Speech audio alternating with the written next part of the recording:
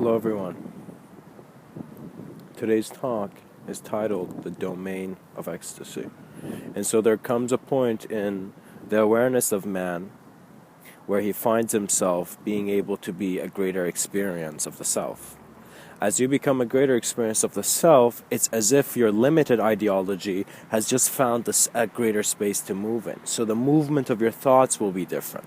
So as a man gets cognition, as someone is in the process of receiving insight through a sense of existential communication, it will be seen that they will be ecstatic because they have just entered a greater canyon, as if space has shown its infinity in a more real way to the being.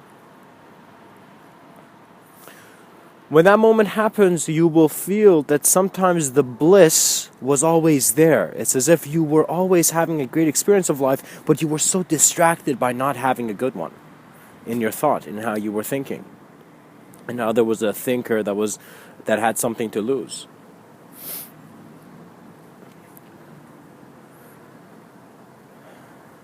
You see, similar to how gravity keeps everything together, in man's thought, the sense of having a form, the concept of individualization, a sense of individual or separation, a sense of shape, is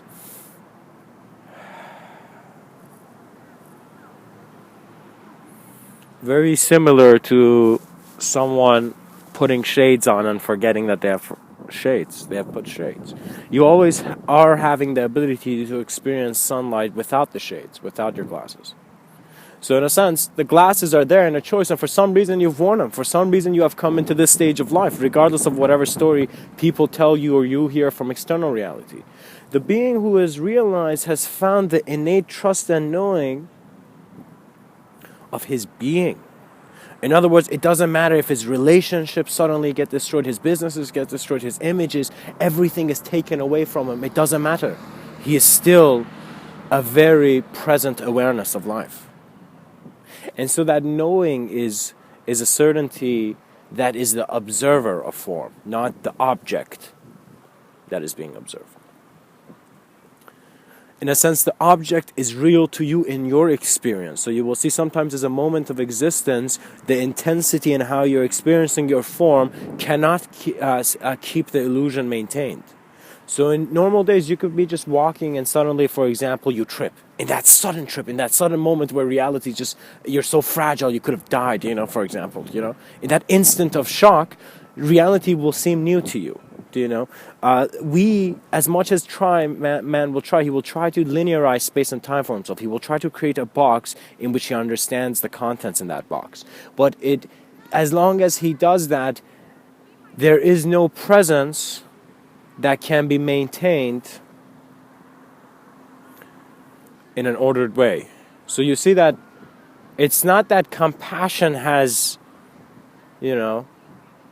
a certain range of emotional activity, but it's simply that compassion is simply an ability to turn your head. So what that means is that, for example, I want you to visualize that if we were simply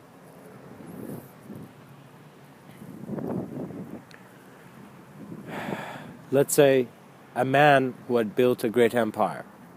And so the moment had come where the crown had been too heavy, and so others had sought it because it had come down from its pedestal. So what I mean by that is that visualize a king about to lose his kingdom. And so a king who's about to lose his kingdom will realize that the only sense of royalty is the continuation of his reality. So many of us are keeping our realities here, and that is why we're seeing what we're seeing. However, the knowing of the keeper is beyond a linear understanding. So this is where man, it's not that we don't have greater sciences, it's just that it's like a dimensional gap. It's like, for example, in the golden ratio per se, at one peak, we're assuming that is certainty. And then as we see the intelligence of man go down and come back to, again, another peak, it's as if It's as if the intelligence is moving regardless of how much we're interpreting the movement. So if we only trust our interpretation, if we only just go with theory, it is not enough, because we as a being are having an experience of it. You are an experience of the ultimate truth. That is why you exist. The fact that you exist, regardless of how much interpretation of awareness of form you have, you are in existence. You are, in a sense, the child of the divine. There can be nothing wrong with you. You are existence. And knowing yourself as existence is the most crucial understanding, and especially for the youth. Because it is required. Because when they really look at life, they will see, okay, that party's not that valuable, okay? What's valuable is this movement, you know? It's like that drop that had to make a choice if it wanted to get involved in the stream or just, evaporate at some point, you know? It's as if we are just that one drop who is right beside the river and is on the edge of, let's say, a branch that's about to let it drop into the river. And so we're on the edge of that branch and we're wondering, should I go dissolve into this greater experience, but I would no longer be a drop, or should I just remain a drop until my savior at the end of days comes and gets me, as if like I'm this drop and I evaporate. You utilize your experience by realizing a sense of realness in your environment.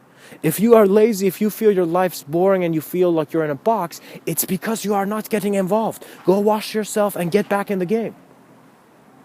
And learn to play the game authentically. And part of playing the game authentically means that you don't judge how the game's made. You can judge it as much as you want. You're in it. This is the dimension of experience and reality you're in. And so it is very important that, just like the Buddha has said, you realize you do not need compassion for others, but you need compassion for yourself. What that means is you need to give yourself that existential allowance, which is the wondrous simultaneousness and multidimensionality of your experience. So the pilot of consciousness simply remembers the pilot he has always been. The advanced communicator realizes the communication has always been advanced. And it's beautiful because in the mind of such wonder, your past no longer bothers you.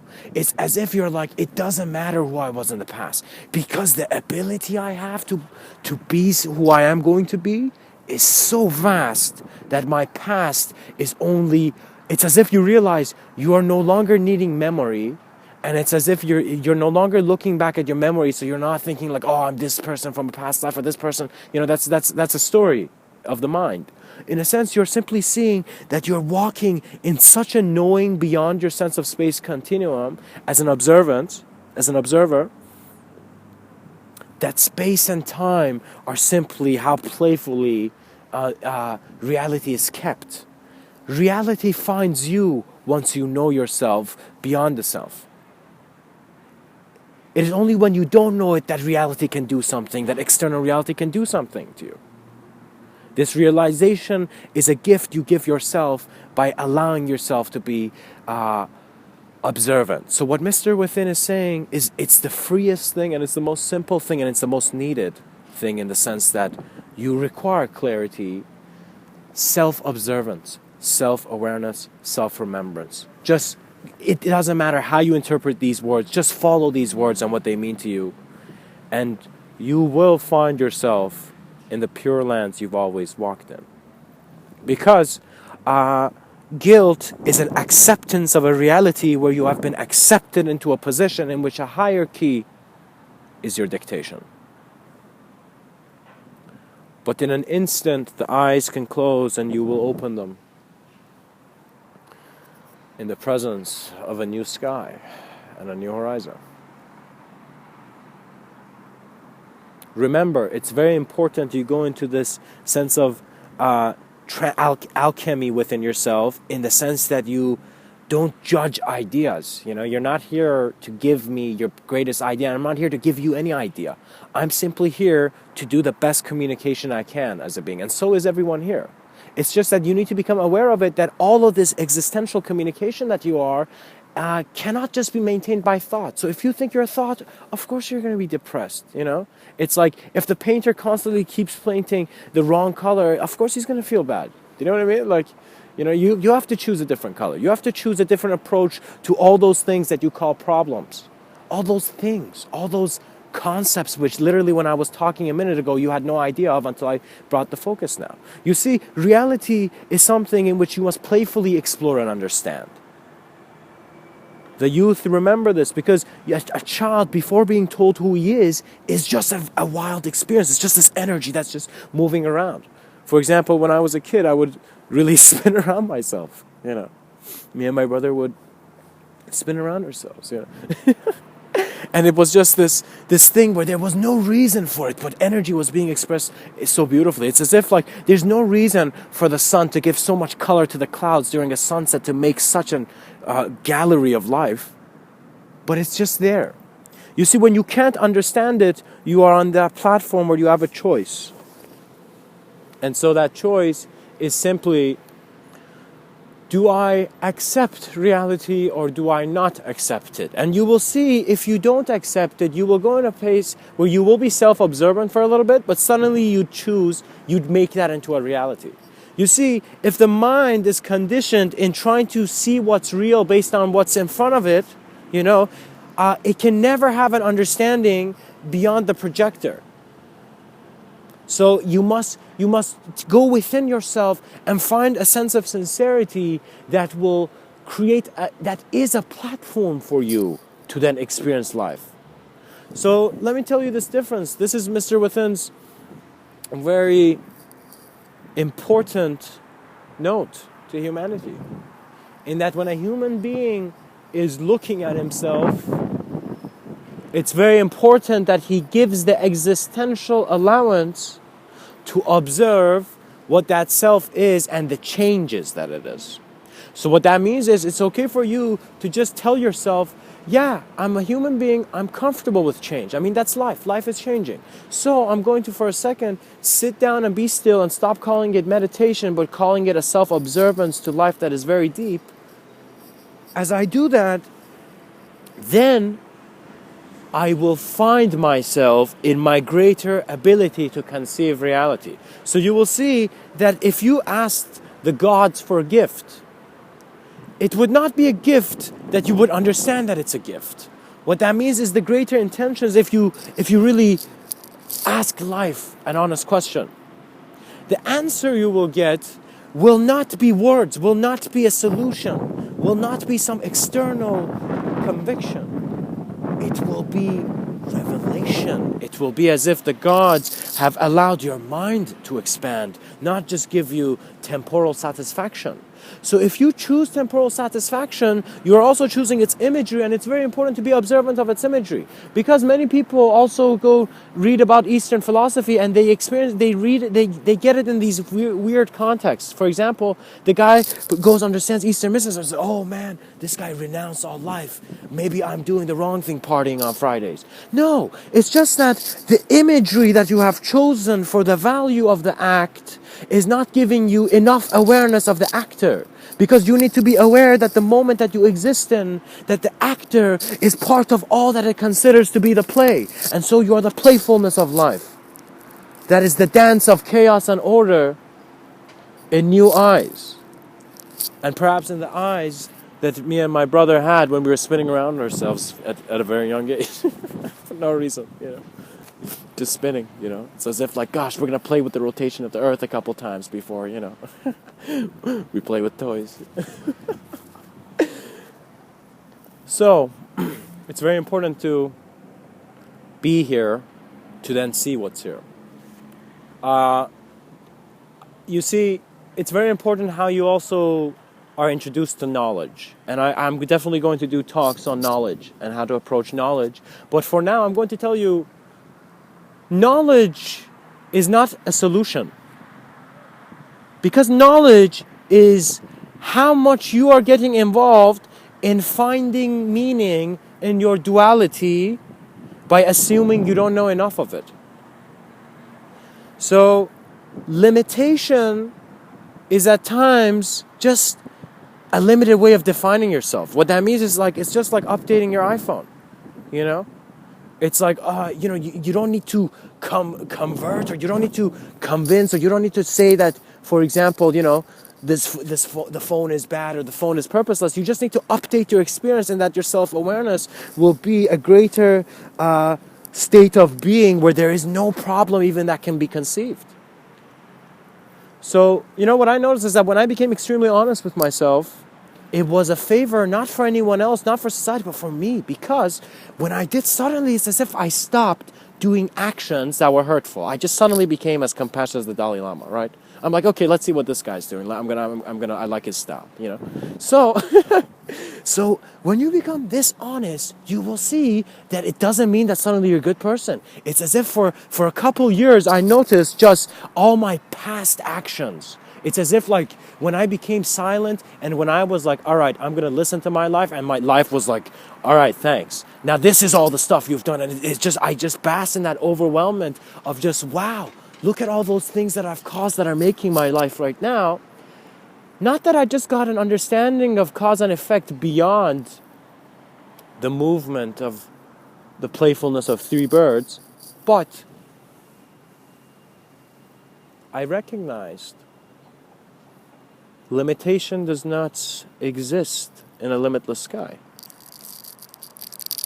And so your ability as a being is really how presently you're aware of the infinity of the ability of comparison that you have, that in its totality is nothing.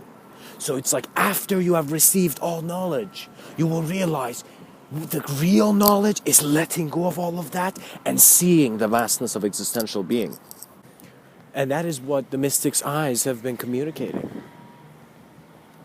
You will see it. It's like it's crazy. I love mystics, yogis, people who just have that kind of style. I think it's the most badass. Like after the most craziest rock star, it's just that human being who put everything away and just went and sat down. Do you know what I mean?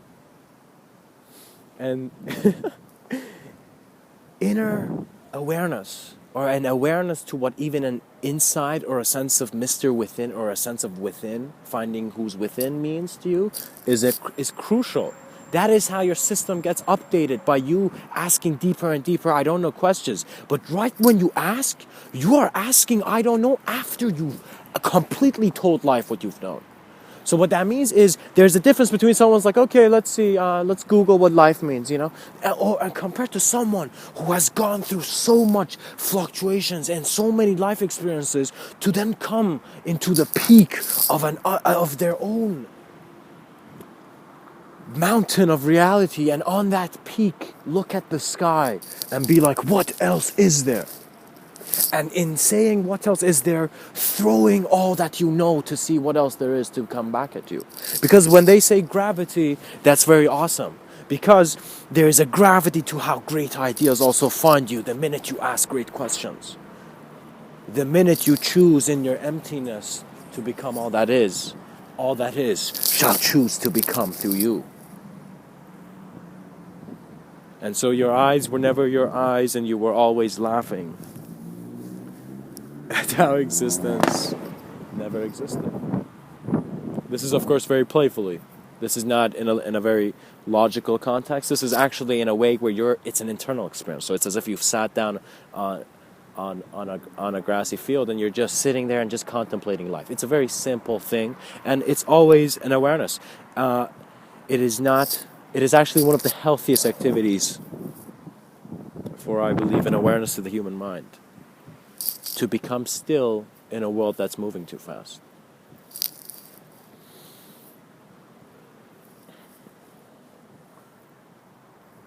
And as the drop finds the stream, it is open to realities that it could never know just through its sensory apparatus, but only in the multitude of how it was aware of its sensory apparatus, as a being, not as a form.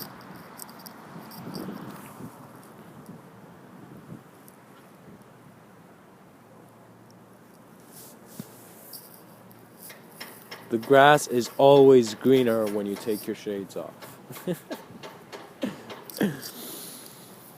And so once choice dissolves into the naturalness of how you exist, all choices have been made, and guilt cannot exist. Much blessings and namaste.